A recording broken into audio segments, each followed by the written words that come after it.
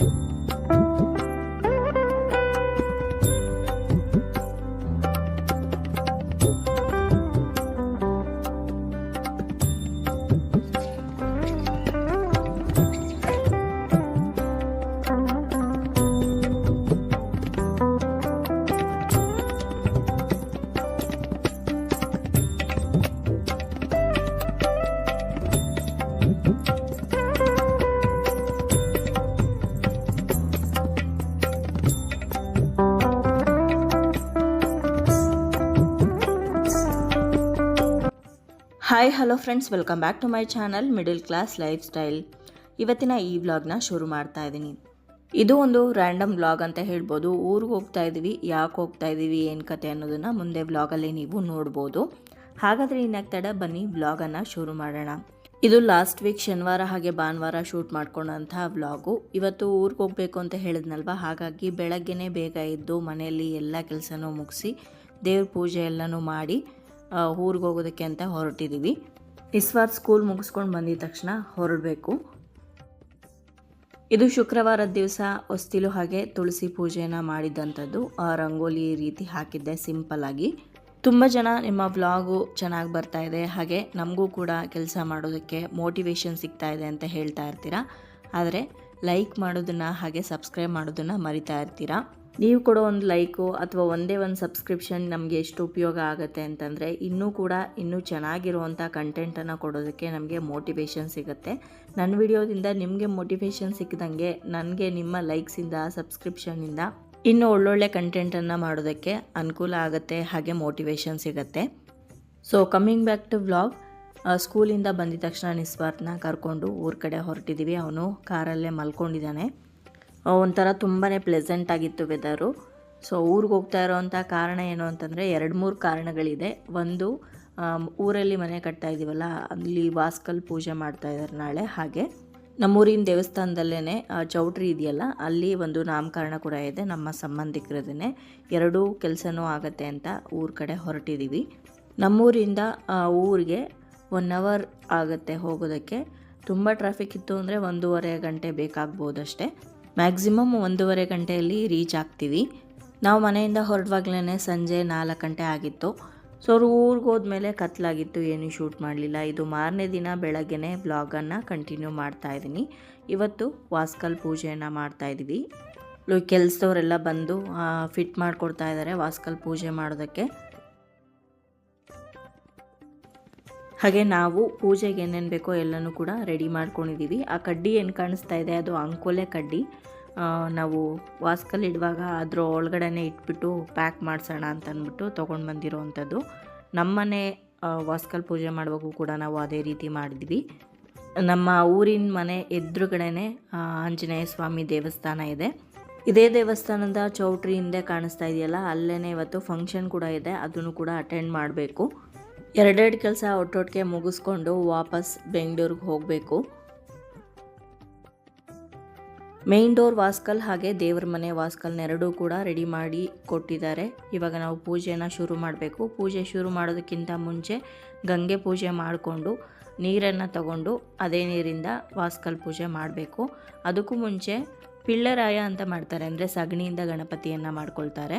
ಸಗಣಿ ಸಿಗದೆ ಇಲ್ದಿರೋರು ಅರ್ಶಿಣದಲ್ಲಿ ಮಾಡ್ಕೊಳ್ತಾರೆ. ಊರಲ್ಲೆಲ್ಲ ಆರಾಮಾಗಿ ಸಗಣಿ ಸಿಗುತ್ತೆ, ಹಾಗಾಗಿ ಸಗಣಿಯಿಂದ ಗಣಪತಿಯನ್ನು ಮಾಡಿ ಅದಕ್ಕೆ ಗರ್ಕೆ, ಅರ್ಶಿಣ, ಕುಂಕುಮ, ಅಕ್ಷತೆ ಎಲ್ಲ ಇಟ್ಟು ರೆಡಿ ಮಾಡ್ಕೊಂಡಿದ್ದೀವಿ. ಇವಾಗ ವಾಸ್ಕಲ್ನ ತೊಳೆದು ಪೂರ್ತಿಯಾಗಿ ಅರ್ಶಿಣವನ್ನು ಹಚ್ಚಿ ಅರ್ಶಿಣ ಕುಂಕುಮವನ್ನು ಇಟ್ಟು ರಂಗೋಲಿಯನ್ನು ಹಾಕಿ ಪೂಜೆಯನ್ನು ಮಾಡ್ತೀವಿ. ಊರಲ್ಲಿ ಹಳೆ ಮನೆ ಇತ್ತಲ್ಲ, ಆ ಹಳೆ ಮನೆನ ಬೀಳಿಸಿ ಕಟ್ತಾ ಇರೋವಂಥ ಮನೆ ಇದು. ನಮ್ಮ ಮೈದ್ನ ಹಾಗೆ ಓರ್ಗಿತ್ತಿ ಅವ್ರು ಕಟ್ತಾ ಇರೋವಂಥ ಮನೆ. ನಾವು ಕೂಡ ಅವಾಗವಾಗ ಹೋಗ್ತಾ ಇರ್ತೀವಿ. ನಮ್ಮ ಬಾವ ಅವ್ರ ಮನೆಯವರೆಲ್ಲರೂ ಕೂಡ ಬಂದಾಗ ಇರೋದಕ್ಕೆ ಅಂತ ಸ್ವಲ್ಪ ದೊಡ್ಡದಾಗಿ, ಅಂದರೆ ರೂಮ್ಸ್ಗಳನ್ನ ಜಾಸ್ತಿ ಮಾಡಿಕೊಂಡು ಕಟ್ಟಿಸ್ತಾ ಇರೋವಂಥ ಮನೆ ಇದು. ರಜದಲ್ಲಿ ಅಥವಾ ಏನಾದರೂ ಕಾರ್ಯಕ್ರಮದಲ್ಲಿ ಹೋದಾಗ ಎಲ್ಲರೂ ಒಟ್ಟಿಗೆ ಇರೋದಕ್ಕೆ ಅಂತ ಕಟ್ಟಿಸ್ತಾ ಇರೋವಂಥ ಮನೆ. ಇನ್ನು ಬೆಂಗಳೂರಲ್ಲಿ ನಮ್ಮ ಮನೆ ಯಾರು ಕಟ್ಕೊಟ್ರೋ ಅದೇ ಮೇಸ್ತ್ರಿ ಅವ್ರಿಗೆ ಒಪ್ಸಿದ್ದೀವಿ ಈ ಮನೆ ಕೂಡ ಕಟ್ಟೋದಕ್ಕೆ. ಈ ಮುಂಚೆ ಯಶವಂತಪುರದಲ್ಲಿ ನಮ್ಮ ಅಣ್ಣ ಅವ್ರ ಮನೆಯೂ ಇವರೇ ಕಟ್ಕೊಟ್ಟಿದ್ದು, ಆಮೇಲೆ ನಮ್ಮ ಮನೆ ಕಟ್ಕೊಟ್ರು. ಇವಾಗ ಊರಲ್ಲಿ ಮನೆ ಕಟ್ಕೊಡ್ತಾ ಇದ್ದಾರೆ, ಚೆನ್ನಾಗಿ ಕಟ್ಕೊಡ್ತಾರೆ. ಹಾಗೆ ನಮ್ಮ ಸಬ್ಸ್ಕ್ರೈಬರ್ಸ್ ಒಬ್ಬರು ನಮ್ಮ ಮನೆ ನೋಡಿ ಅವ್ರಿಗೂ ಇಷ್ಟ ಆಗಿ ಇವ್ರನ್ನ ಕಾಂಟ್ಯಾಕ್ಟ್ ಮಾಡಿ ಅವ್ರ ಹತ್ರನೇ ಅವರು ಮನೆ ಕಟ್ಸ್ಕೊಂಡ್ರು. ಅವ್ರ ಮನೆ ಗೃಹ ಪ್ರವೇಶಕ್ಕೂ ಕೂಡ ನಾವು ಹೋಗಿದ್ವಿ, ತುಂಬ ಚೆನ್ನಾಗಿ ಬಂದಿತ್ತು ಮನೆ. ವಾಸ್ಕಲ್ಗೆ ಎಲ್ಲ ಅರ್ಶಿನ ಕುಂಕುಮ ಇಟ್ಟು ಹೂವನ್ನೆಲ್ಲ ಹಾಕಿದ ನಂತರ ಇವಾಗ ಧಾನ್ಯದ ಗಂಟನ್ನು ಕಟ್ತಾ ಇದ್ದೀವಿ. ಧಾನ್ಯದ ಗಂಟು ಅಂದರೆ 9 ಥರದ ಧಾನ್ಯಗಳನ್ನು ಹಾಕಿ ಕಟ್ಟಿರುವಂಥ ಗಂಟು. ಅರ್ಶಿನದ ಬಟ್ಟೆಯನ್ನು ಮಾಡಿಕೊಂಡು ಅರ್ಶಿನದ ಬಟ್ಟೆ ಒಳಗಡೆ 9 ಥರದ ಧಾನ್ಯವನ್ನು ಹಾಕಿ 3 ಗಂಟನ್ನು ಹಾಕಿ 3 ಎಳೆ ದಾರದಲ್ಲಿ ಕಟ್ಟಿರುವಂಥದ್ದು. ಆ ಧಾನ್ಯದ ಗಂಟಿನ ಜೊತೆ 11 ರೂಪಾಯಿ ಕಾಯಿನನ್ನು ಕೂಡ ಅದೇ ವಾಸ್ಕಲ್ಗೆ ಕಟ್ಟಿದ್ದೀವಿ. ಸೇಮ್ ಅದೇ ರೀತಿ ಅರ್ಶಿನದ ಬಟ್ಟೆ ಮಾಡಿಕೊಂಡು ಅರ್ಶಿನದ ದಾರದಿಂದ. ಇನ್ನು ಮೇನ್ ಡೋರ್ ವಾಸ್ಕಲ್ ಕೆಳಗಡೆ ನವರತ್ನದ ಒಂದು ಪ್ಯಾಕೆಟನ್ನು ಇಡಬೇಕಾಗತ್ತೆ. ನಿಮಗೆ ಗ್ರಂಥಿಗೆ ಅಂಗಡಿಯಲ್ಲಿ ಸಿಗುತ್ತೆ, ಅದನ್ನು ತೊಗೊಂಡ್ಬಂದು ಪ್ಲಾಸ್ಟಿಂಗ್ ಮಾಡ್ತಾರಲ್ವ, ವಾಸ್ಕಲ್ ಪ್ಲಾಸ್ಟಿಂಗ್ ಮಾಡುವಾಗ ಆ ವಾಸ್ಕಲ್ ಕೆಳಗಡೆ ಅದನ್ನು ಇಟ್ಬಿಟ್ಟು ಆನಂತರ ಪ್ಲಾಸ್ಟಿಂಗ್ ಮಾಡಿಸ್ಬೇಕು. ಆನಂತರ ನಾವು ಆ ಕಡ್ಡಿನ ಇಟ್ಟಿದ್ದೀವಿ ನೋಡಿ, ಅಂದರೆ ಅಂಕೋಲೆ ಕಡ್ಡಿನ ಇಟ್ಟಿದ್ದೀವಿ. ಅದು ಚಿಕ್ಕದಾದರೂ ಪರವಾಗಿಲ್ಲ, ಅದನ್ನು ಸಣ್ಣದಾಗಿ ಕಟ್ ಮಾಡಿಕೊಂಡು ಅದನ್ನು ಕೂಡ ಪ್ಲಾಸ್ಟಿಂಗಲ್ಲೇ ವಾಸ್ಕಲ್ ಮೇಲ್ಭಾಗದಲ್ಲಿಟ್ಟು ಅದನ್ನು ಕೂಡ ಪ್ಲಾಸ್ಟಿಂಗ್ ಮಾಡಿಸ್ತೀವಿ. ಮೇನ್ ಡೋರ್ದು ವಾಸ್ಕಲ್ ಪೂಜೆ ಆದ ನಂತರ ಇವಾಗ ದೇವ್ರ ಮನೆಯಲ್ಲೂ ಕೂಡ ಒಂದು ದೀಪನ ಹಚ್ಚಿ ಅಲ್ಲೂ ಕೂಡ ವಾಸ್ಕಲ್ ಪೂಜೆ ಮಾಡಿದ್ವಿ. ಪೂಜೆ ಎಲ್ಲ ಆದಮೇಲೆ ಸ್ವೀಟ್ ಕೊಟ್ಟು ಅನಂತರ ಒಂದು 5 ಜನ ಮುತ್ತೈದೆಯರಿಗೆ ಅರಿಶಿನ ಕುಂಕುಮ ತಾಂಬೂಲವನ್ನು ಕೊಟ್ವಿ.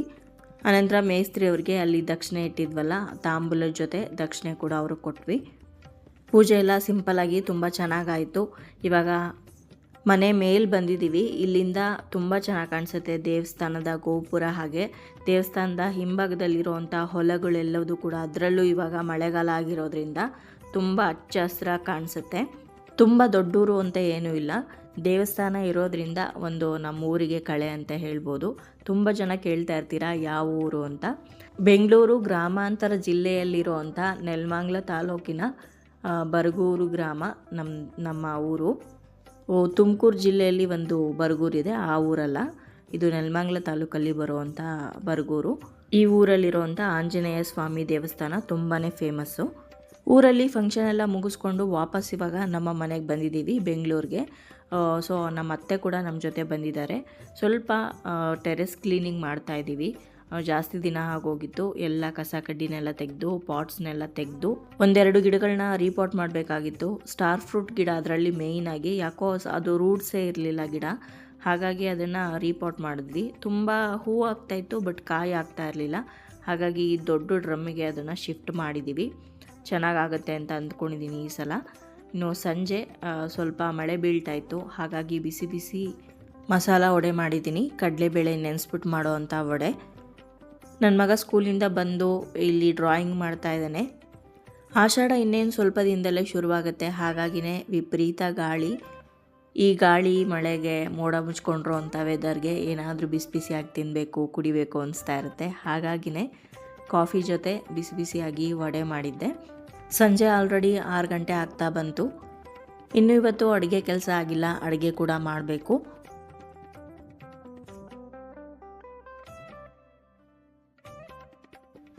ಇವತ್ತು ಅಡುಗೆಗೆ ಎಲ್ಲ ತರಕಾರಿಗಳನ್ನು ಹಾಕಿ ಬೇಳೆ ಸಾಂಬಾರು ಮಾಡ್ತಾಯಿದ್ದೀನಿ. ಮೂಲಂಗಿ, ಬದನೆಕಾಯಿ, ಆಲೂಗಡ್ಡೆ ಎಲ್ಲದೂ ಹಾಕಿ. ಕೆಲವೊಬ್ಬರು ತರಕಾರಿ ಬೇಳೆ ಎಲ್ಲದನ್ನು ಒಟ್ಟಿಗೆ ಹಾಕ್ಬಿಟ್ಟು ಕುಕ್ಕರಲ್ಲಿ ಕೂಗಿಸ್ಬಿಡ್ತಾರೆ, ಆದರೆ ನನಗೆ ಆ ರೀತಿ ಇಷ್ಟ ಆಗೋದಿಲ್ಲ. ಯಾಕಂದರೆ ತರಕಾರಿ ನಾವು ಹಾಕಿರ್ತೀವಲ್ಲ ಅದೆಲ್ಲದೂ ಬೆಂದೋಗಿರುತ್ತೆ. ಹಾಗಾಗಿ ನಾನು ಬೇಳೆನ ಸಪ್ರೇಟಾಗಿ ಬೇಯಿಸ್ಕೊಂಡು ತರಕಾರಿನ ಒಗ್ಗರಣೆಯಲ್ಲಿ ಹುರ್ಕೊಂಡು ಅನಂತರ ಸ್ವಲ್ಪ ಸಾಂಬಾರು ಜಾಸ್ತಿ ಮಾಡ್ತಾಯಿದ್ರೆ ಮಸಾಲಾನ ರುಬ್ಬಿಟ್ಟು ಹಾಕ್ತೀನಿ. ಸ್ವಲ್ಪನೇ ಮಾಡ್ತಾಯಿದ್ದೀವಿ ಅಂದರೆ ರುಬ್ಬೋ ಕೆಲಸ ಎಲ್ಲ ಮಾಡೋದಕ್ಕೆ ಹೋಗಲ್ಲ.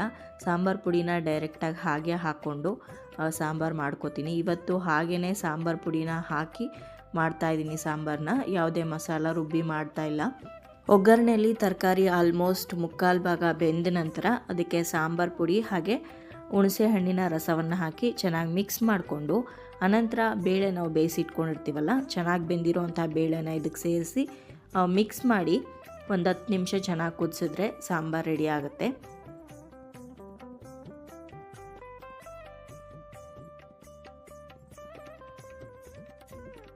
ಇನ್ನೇನು ಸ್ವಲ್ಪ ದಿವಸದಲ್ಲೇ ಆಷಾಢ ಮಾಸ ಆರಂಭವಾಗ್ತಾ ಇದೆ. ಹಾಗಾಗಿನೇ ಎಲ್ಲ ಫಂಕ್ಷನ್ಗಳು ಕೂಡ ಹಿಂದಿಂದೇನೆ ನಡೀತಾ ಇದೆ. ಆಷಾಢ ಆರಂಭ ಆದಮೇಲೆ ಯಾವುದೇ ಫಂಕ್ಷನ್ ಮಾಡಬಾರ್ದು ಅಂತ. ಆದರೆ ಆಷಾಢ ಮಾಸದಲ್ಲಿ ದೇವ್ರ ಪೂಜೆ ಮಾಡೋದಕ್ಕೆ ತುಂಬಾ ಪ್ರಾಶಸ್ತ್ಯವಾದಂತಹ ಮಾಸ ಅಂತ ಹೇಳ್ತಾರೆ. ಅದರಲ್ಲೂ ನಿಮಗೇನಾದರೂ ಹಣಕಾಸಿನ ಸಮಸ್ಯೆ ತುಂಬ ಜಾಸ್ತಿ ಇದ್ದರೆ ಖಂಡಿತವಾಗ್ಲೂ ಆಷಾಢ ಮಾಸದಲ್ಲಿ ಬರುವಂಥ ಶುಕ್ರವಾರದ ದಿವಸ ಲಕ್ಷ್ಮೀ ಪೂಜೆ ಮಾಡಿ ತುಂಬಾ ಒಳ್ಳೆಯದಾಗತ್ತೆ. ಈ ಆಷಾಢ ಮಾಸದ ಲಕ್ಷ್ಮೀ ಪೂಜೆ ಅಥವಾ ಬೇರೆ ಇನ್ಯಾವುದೇ ಪೂಜೆಗಳ ವಿವರ ನಿಮಗೆ ಬೇಕು ಅಂತ ಅನಿಸಿದ್ರೆ ನನ್ನ ಇನ್ನೊಂದು ಚಾನಲ್ ಶ್ರೀಕೃಷ್ಣ ಕ್ರಿಯೇಷನ್ಸ್ ಅಂತ ಇದೆ. ಆ ಚಾನಲ್ನ ಒಂದ್ಸಲ ಚೆಕ್ ಮಾಡಿ. ಎಲ್ಲ ಹಬ್ಬಗಳ ಅಥವಾ ಬೇರೆ ಇನ್ಯಾವುದೇ ಪೂಜೆಗೆ ಸಂಬಂಧಪಟ್ಟಂಥ ವಿಡಿಯೋಗಳು ನಿಮ್ಗೆ ಬೇಕು ಅಂತಂದರೆ ಆ ಚಾನಲಲ್ಲಿ ನಿಮಗೆ ಸಿಗುತ್ತೆ. ಪೂರ್ತಿ ಡೀಟೇಲ್ಸ್ ನಿಮಗೆ ಸಿಗುತ್ತೆ ಪೂಜೆದು. ಆ ಡೆಮೋ ವಿಡಿಯೋಗಳನ್ನೂ ಕೂಡ ಮಾಡಿ ತಿಳಿಸ್ಕೊಡ್ತೀನಿ. ಹೊಸದಾಗಿ ಪೂಜೆ ಮಾಡ್ತಾ ಇದ್ದೀವಿ ಅನ್ನೋರ್ಗೂ ಕೂಡ ಕ್ಲಿಯರಾಗಿ ಅರ್ಥ ಆಗೋ ರೀತಿ ಅದರಲ್ಲಿ ತಿಳಿಸ್ಕೊಡ್ತೀನಿ.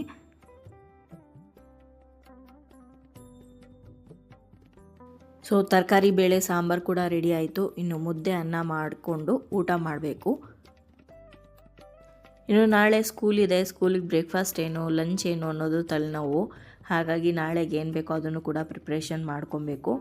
ಯಾವುದಾದ್ರೂ ಒಂದು ರೈಸ್ ಬಾತ್ ಮಾಡಿಬಿಡ್ತೀನಿ. ಜೊತೆಗೆ ಅದ್ರ ಜೊತೆ ಸ್ನ್ಯಾಕ್ಸ್ಗೆ ಏನಾದರೂ ಕಳಿಸ್ಬೇಕಲ್ಲ. ಇವತ್ತು ತರಕಾರಿನ ತೊಗೊಂಡು ಬರೋದಕ್ಕೆ ಅಂತ ಹೋದಾಗ ಸ್ವೀಟ್ ಕಾರ್ನನ್ನು ತೊಗೊಂಡು ಬಂದಿದ್ದೆ. ಅದನ್ನೆಲ್ಲ ಕ್ಲೀನ್ ಮಾಡಿ ಬೇಯಿಸ್ಬಿಟ್ಟು ಇವಾಗೆ ಇಟ್ಕೊಂಡ್ರೆ ಬೆಳಗ್ಗೆಗೆ ಸುಲಭ ಆಗುತ್ತೆ ಅಂತ. ಸ್ವೀಟ್ ಕಾರ್ನ್ ಸಲಾಡೋ ಅಥವಾ ಏನೋ ಬರೀ ಬೆಣ್ಣೆ ಹಾಕ್ಬಿಟ್ಟು ಸ್ವಲ್ಪ ಉಪ್ಪು ಖಾರ ಹಾಕ್ಕೊಟ್ರು ಕೂಡ ಮಕ್ಕಳು ತುಂಬ ಇಷ್ಟಪಟ್ಟು ತಿಂತಾರೆ. ಹಾಗಾಗಿ ಅದನ್ನೆಲ್ಲ ಬಿಡಿಸಿ ಬೇಯಿಸ್ಬಿಟ್ಟು ಇಟ್ಕೊಳ್ಳೋಣ ಅಂತ. ಬೆಳಗ್ಗೆ ಟೈಮಲ್ಲೆಲ್ಲ ಈ ಕೆಲಸಗಳನ್ನ ಮಾಡ್ಕೊಳ್ಳೋದಕ್ಕಾಗಲ್ಲ. ರಾತ್ರಿ ಟೈಮಲ್ಲೇ ಫ್ರೀ ಇರುವಾಗ ಮಾಡ್ಕೋಬೇಕಾಗತ್ತೆ. ತುಂಬ ಟೈಮ್ ಹಿಡಿಸುತ್ತೆ ಇದನ್ನೆಲ್ಲ ತೆಗೆದು ಬೇಯಿಸೋದು. ಈ ಸ್ವೀಟ್ ಕಾರ್ನ ಒಂದು ಲೈನ್ ತೆಗಿಯೋವರೆಗೂ ಮಾತ್ರ ಕಷ್ಟ. ಅದನ್ನು ತೆಗೆದ್ಮೇಲೆ ಮಾತ್ರ ಈಸಿಯಾಗಿ ಒಂದು 5 ನಿಮಿಷದಲ್ಲೆಲ್ಲ ಬಿಡಿಸ್ಬಿಡ್ಬೋದು. ಸ್ವೀಟ್ ಕಾರ್ನ ಹಾಗೆ ಕೂಡ ತಿನ್ಬೋದು, ಹಸಿಯಾಗಿ ಹಾಗೆ ಬೇಯಿಸ್ಕೊಂಡು ಕೂಡ ತಿನ್ಬೋದು. ಬೇಯಿಸುವಾಗ ಜಸ್ಟ್ ಒಂದು 5-10 ನಿಮಿಷ ಬೇಯಿಸಿದ್ರೆ ಸಾಕಾಗುತ್ತೆ.